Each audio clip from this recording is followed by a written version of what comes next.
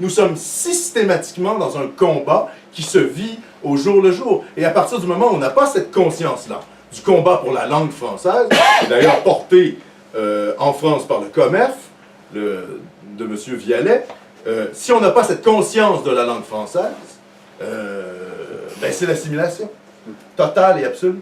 Et ça rentre dans le discours dont vous parliez à l'instant. Nous ne serions qu'une petite partie de la population parmi nous. Mais non, c'est nous qui avons fondé ce pays.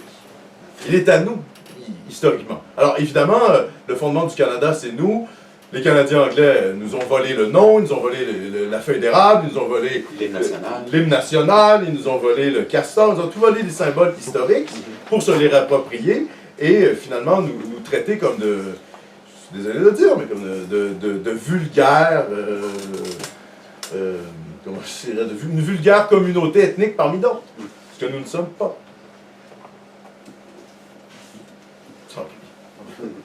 Une dernière chose. Ils vont repartir bientôt.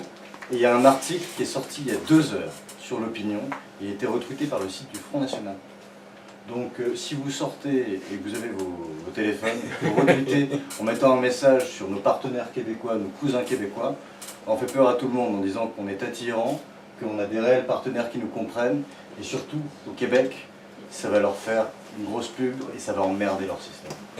Donc je vous en prie, faites-le. Je vous invite d'ailleurs à venir voir notre site web, donc horizonquebecactuel.com. On a évidemment, on est moderne, hein? On a Facebook, Twitter, etc. Donc je vous invite à aller prendre des informations sur le Québec. On relaie aussi des choses de la France.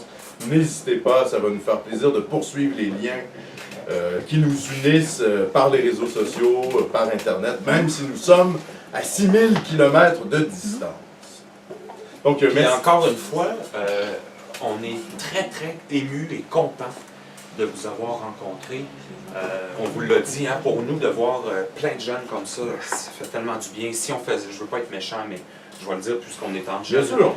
Si on faisait, par exemple, un même type de démonstration de soirée à Montréal, il n'y aurait personne en bas de 50 ans. Tu dis, oui. Par exemple, une conférence sur la souveraineté attire des personnes âgées. Donc pour nous, c'est tout un défi, puis je dirais même qu'Horizon Québec Actuel, notre défi, c'était ça.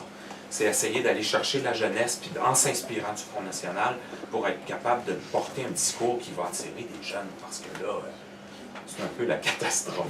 Fait que, merci beaucoup, vraiment. C'est vraiment gentil.